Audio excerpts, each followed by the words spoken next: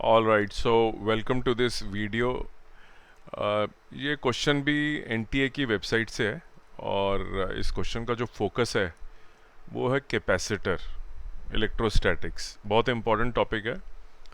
तो as usual देखिए, मैं सिर्फ सोल्यूशन नहीं दूंगा, मैं आपको रीजनिंग के साथ पढ़ाता हूँ।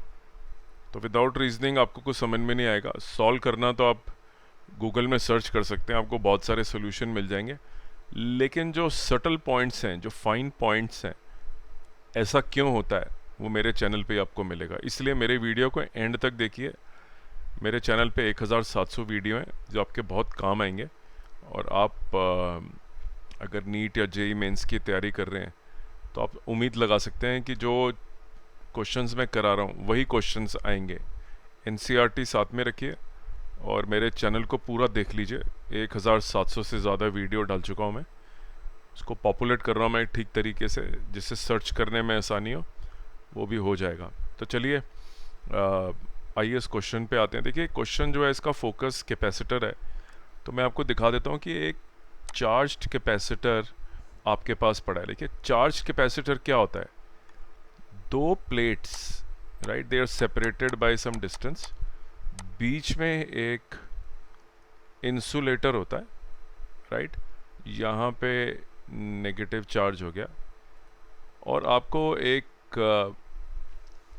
कैपेसिटर क्या होता है उसका आप पूरा मेरा वीडियो देख सकते हैं। What is a capacitor, playlist है मेरी उसके अंदर चैनल पे। तो ये इंसुलेटर क्या होता है? जैसे air is an insulator, right. यहाँ पे एयर आपने डाल दी। इसी तरह अलग अलग टाइप के इंसुलेटर्स आते हैं जिनको आप, इंसुलेटर को क्या बोलते हैं? दूसरा नाम इंसुलेटर का होता है डाई इलेक्ट्रिक, राइट।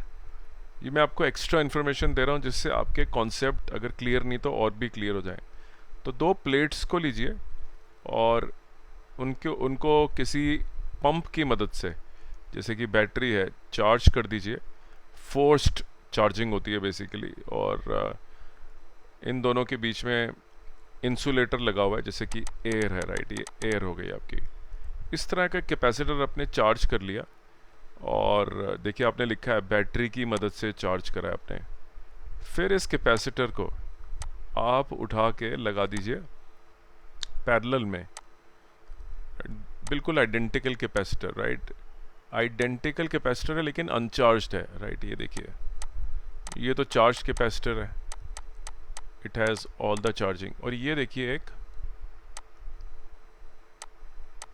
अनचार्ज्ड है, राइट। अभी मैं चार्ज नहीं दिखाता इसके ऊपर, तो मैं लिख रहा हूँ ये अनचार्ज्ड कैपेसिटर। ये चार्ज्ड कैपेसिटर है, कैपेसिटर नंबर 1। और आइडेंटिकल कैपेसिटर अनचार्ज्ड यहाँ पे है। और इन दोनों को आपने पैरेलल में जोड़ दिया, राइट। ऐसे जोड़ा जाता है पैरेलल में। जब आपको सीरीज में जोड़ना होता है तो आप ऐसे जोड़ते हैं, right. Positive side, negative, positive और नेगेटिव। अब आपने पैरेलल में इनको जोड़ दिया और क्वेश्चन है कि अब जो नई एनर्जी होगी, electrostatic energy of resulting system, उस पर क्या असर पड़ेगा? तो देखिए, जो कैपेसिटर होता है, हर कैपेसिटर के पास एक इलेक्ट्रोस्टैटिक एनर्जी होती है जो उसके फील्ड में, इलेक्ट्रिक फील्ड जो होता है इधर यहाँ पे बीच में, राइट, पॉजिटिव टू नेगेटिव, इस इलेक्ट्रिक फील्ड में कैपेसिटर की एनर्जी स्टोर्ड होती है। तो energy stored bye a capacitor is given by the formula, right, is given by the formula half CV square. तो ये वाला कैपेसिटर है, इसके पास कुछ एनर्जी थी, वो आपने लिख ली E1। फिर आपने इस कैपेसिटर को दूसरे कैपेसिटर के साथ पैरेलल में जोड़ दिया यहाँ पे। और अब सवाल ये उठता है कि जो कॉम्बिनेशन है, जो पैरेलल में कॉम्बिनेशन है E पैरेलल, उसके साथ क्या हुआ? क्या वो एनर्जी 4 गुना हो गई?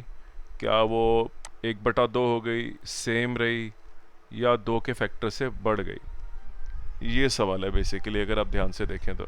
ऑलराइट, तो सवाल आपको समझ में आ गया कि एनर्जी के साथ क्या हुआ। ये देखिए सवाल है। और जो मैं आपको बात बता रहा हूँ, मैं दोबारा बोल रहा हूँ, कहीं पे भी आपको किसी भी वीडियो चैनल पे ये नहीं समझाया गया। मैं आपको इसको थोड़ा और क्लैरिटी से बता देता हूँ। देखिए, होगा क्या कि मान लीजिए आपके पास एक पानी की टंकी है, राइट। और पानी की टंकी आपने पूरी भर दी, राइट। ये पूरी की पानी की टंकी आपकी भरी हुई है और एक आइडेंटिकल टंकी खाली है, राइट। ये खाली हो गई आइडेंटिकल टंकी। अगर आप इन दोनों टंकीज़ को जोड़ देते हैं, अगर आप अपनी छत पे जाएंगे और आप देखेंगे कि टंकीज़ आपस में जुड़ी हैं, तो अगर आप इन टंकीज़ को आपस में जोड़ दें, चाहे ऊपर से पाइप डाल लें या नीचे से पाइप डाल लें, मान लीजिए आप इन दोनों को जोड़ देते हैं या छेद करके, राइट, तो थोड़े टाइम में जो पानी है वो लेफ़्ट वाली टंकी से राइट वाली टंकी में आएगा और फाइनली क्या होगा आप सोचिए। फाइनली ऐसा होगा कि दोनों टंकीज़ के अंदर जो पानी है वो बराबर हाइट पे आ जाएगा, right. So this will look like this, identical water level in both the टंकीज़, राइट। ये मैंने आपको क्यों बताया, इसका कारण ये है कि देखिए यहाँ जो कैपेसिटर है वहाँ पे जो पानी की जगह चार्ज बहता है, राइट। सो अगर आपके पास कैपेसिटर दो हैं, एक चार्ज कैपेसिटर है, राइट, और उसको आपने जोड़ दिया अनचार्ज्ड कैपेसिटर के साथ, राइट। जैसे कि खाली टंकी थी वैसे ही आपने अनचार्ज कैपेसिटर के साथ जोड़ा। अब मेन पॉइंट आने वाला है, राइट, जो किसी ने समझाया ही नहीं है। देखिए जब ये कैपेसिटर जो चार्ज्ड है, right, this is a charge capacitor, when this is connected to this capacitor, तो चार्ज यहाँ से इस तरफ जाएगा क्योंकि this capacitor is at higher potential, right. यहाँ पे टंकी हायर पोटेंशियल पे, पानी अर्थ से ऊपर है तो हायर पोटेंशियल हो गया। और हर चीज़ जो हायर पोटेंशियल पे होती है, राइट, वो अनस्टेबल होती है और वो हर चीज़ लो पोटेंशियल पे आना चाहती है। बॉल को आप ऊपर फेंकेंगे वो हाई पोटेंशियल एनर्जी गेन करेगी लेकिन नीचे आएगी क्योंकि it has to have low potential. तो उसी तरह ये जो कैपेसिटर है हाई पोटेंशियल पे है और ये वाला कैपेसिटर लो पोटेंशियल पे है। Actually it is at zero potential, right, इसके ऊपर चार्ज ही नहीं है। तो जिस तरह से पानी बह के दूसरी टंकी में गया उसी तरह से चार्ज भी यहाँ पे बहेगा। और कब तक बहेगा, जैसे यहाँ पे ग्रेविटेशनल पोटेंशियल दोनों का सेम हो गया, उसी तरह से यहाँ पे दोनों जो हैं इनका जो इलेक्ट्रोस्टैटिक पोटेंशियल है, माने चार्ज्ड कैपेसिटर का और अनचार्ज्ड कैपेसिटर का भी पोटेंशियल जो है वो सेम हो जाएगा। कुछ टाइम के बाद वो चार्ज यहाँ से आता रहेगा, इधर कम होता जाएगा चार्ज और इधर बढ़ता जाएगा। तो मान लीजिए आपने Q से शुरू करा और इसके ऊपर चार्ज आ गया Q0, राइट। तो इसका मतलब है कि थोड़ी देर में आपको ये नज़र आएगा कि जो ऊपर वाला कैपेसिटर है उसके ऊपर चार्ज रह गया Q माइनस Q0 और नीचे वाला कैपेसिटर जो अनचार्ज था अब चार्ज हो गया, उसके ऊपर आ गया Q0 और दोनों के ऊपर अब चार्ज देखिए, ऊपर वाले के पास Q माइनस Q0 है और नीचे वाले के पास Q0 है, राइट। इधर मैं नेगेटिव बना देता हूँ, ये नेगेटिव हो गया, राइट। बहुत सारे बच्चों का क्वेश्चन होता है कि चार्ज बराबर चला जाना चाहिए। देखिए ये दो प्लेट्स नहीं है, ये जैसे कि इंडक्शन होती है, आप पॉजिटिव चार्ज लगाते हैं तो ये प्लेट नेगेटिव चार्ज एक्वायर कर लेते हैं इक्वल एंड ऑपोजिट। तो आपने प्लस Q लगाया या माइनस Q उत्पन्न हो गया, राइट। तो ये ज़रूरी नहीं है कि चार्ज जो यहाँ से गया वो बिल्कुल आधा आधा बटेगा। मेन सवाल ये है कि देखिए पानी के केस में पोटेंशियल सेम था, ग्रेविटेशनल पोटेंशियल, राइट। मेरा वीडियो में चेक कर सकते हैं ग्रेविटेशनल पोटेंशियल, बहुत इंपॉर्टेंट टॉपिक है नीट के लिए, ग्रेविटेशनल पोटेंशियल। कोई ना कोई सवाल gravitational potential of a shell, right, वो ज़रूर आता है जेई मेंस या नीट के अंदर, आप ज़रूर करके जाएं।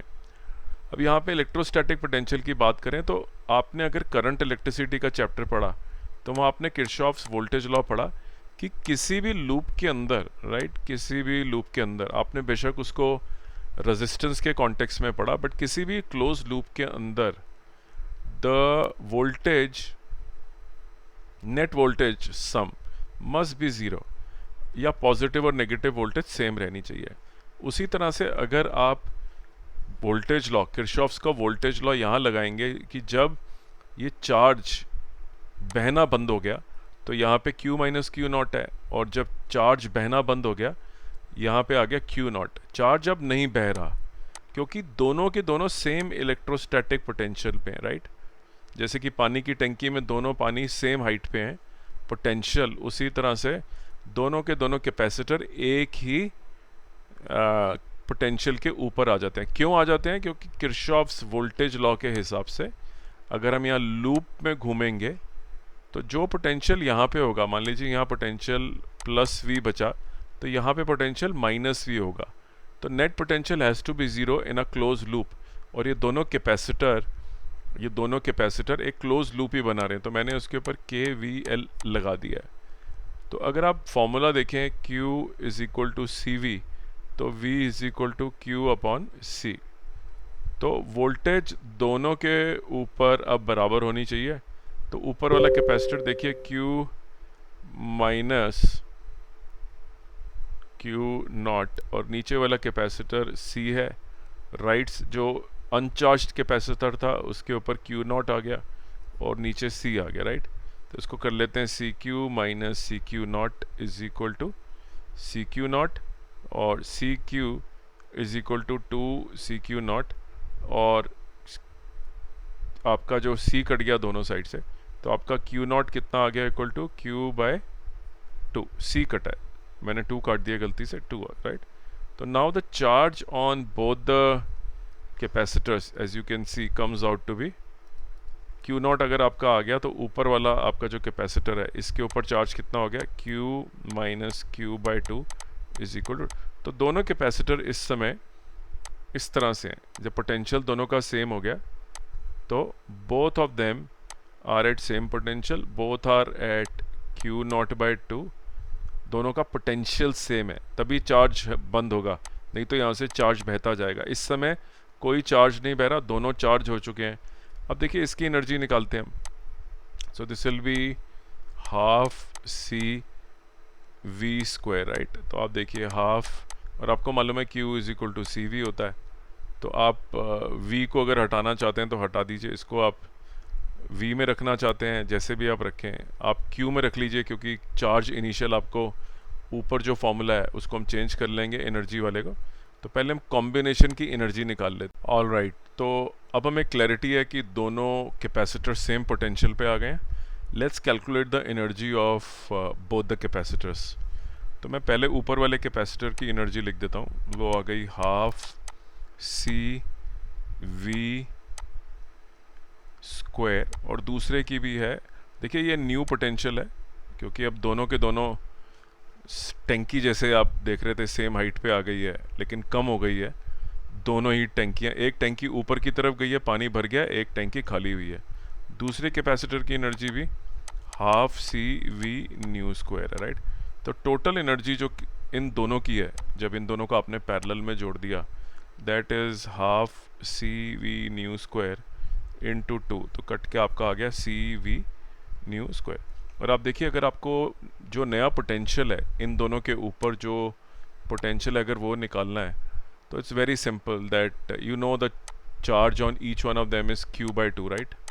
तो नया जो Q is equal to CV लिखेंगे, तो नया चार्ज Q/2 है, पानी आधा हो गया, चार्ज आधा हो गया, कैपेसिटर V न्यू। तो V new is basically Q/2C, मैंने V new is equal to V old, जो एक कैपेसिटर के ऊपर जो पोटेंशियल था उससे आधा हो गया।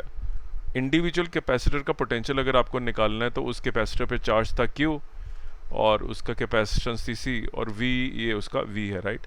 तो V कितना है देखिए, Q/C।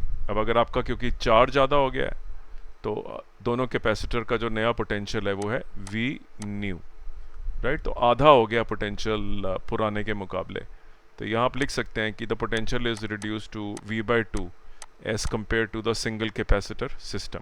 इसकी आपने एनर्जी निकाल ली हाफ CV²। जो इंडिविजुअल कैपेसिटर था जो शुरू में था जिसके ऊपर चार्ज था, उसकी एनर्जी हो गई आपकी हाफ CV ओल्ड, लेकिन राइट ओल्ड।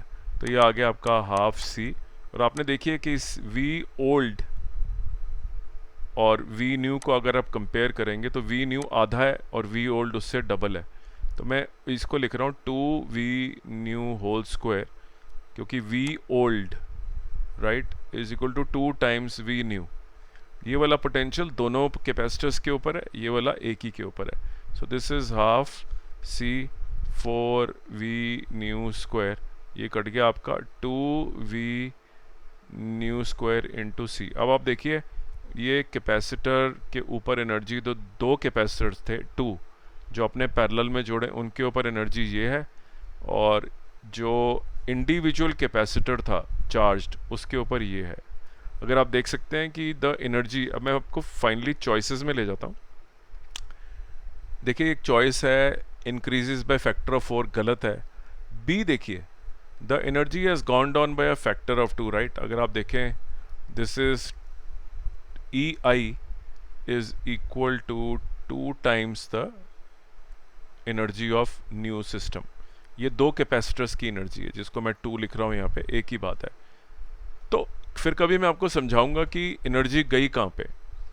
आपने law of conservation of energy पढ़ा है, तो दो कैपेसिटर अगर आप जोड़ भी दें तो ये कैसे हो जाता है कि इसके ऊपर अगर कुछ एनर्जी है और कुछ एनर्जी इसके ऊपर है।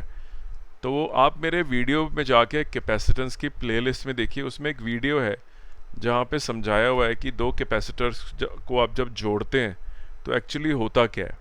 ये एक पैराडॉक्स है, बड़ा कन्फ्यूजन है कि एनर्जी इसके अंदर मान लीजिए 10 जूल थी, और आइडेंटिकल कैपेसिटर अगर आप जोड़ते हैं तो टोटल दोनों कैपेसिटर्स की एनर्जी 5 जूल हो जाती है। तो बाकी 5 जूल कहाँ गई? अगर आप ये समझना चाहते हैं तो आप डेफिनेटली मेरे कैपेसिटेंस प्लेलिस्ट को देख लें, और उससे पहले इलेक्ट्रोस्टैटिक्स के प्लेलिस्ट को देख लें। और मैं आपको दोबारा बोल रहा हूँ, ग्रेविटेशनल पोटेंशियल का आप न्यूमेरिकल करके जाएं। जेई मेंस और नीट के बच्चे स्फेरिकल शेल ग्रेविटेशनल पोटेंशियल के क्वेश्चन करके जाएं, आपको 100% क्वेश्चन ग्रेविटेशनल पोटेंशियल के ऊपर आएगा, इसको छोड़िए मत, राइट। तो उम्मीद करता हूँ आपको न्यूमेरिकल समझ में आया और आपके कॉन्सेप्ट्स जो हैं वो क्लियर हुए। सोल्यूशन हर जगह मिलेगा, कॉन्सेप्ट नहीं समझाया जाएगा। मैंने आपको पूरा कॉन्सेप्ट समझाया है और टिप भी दी है कि कौन सा इंपॉर्टेंट क्वेश्चन है। तो बहुत बहुत धन्यवाद, अगले वीडियो की वेट करिए।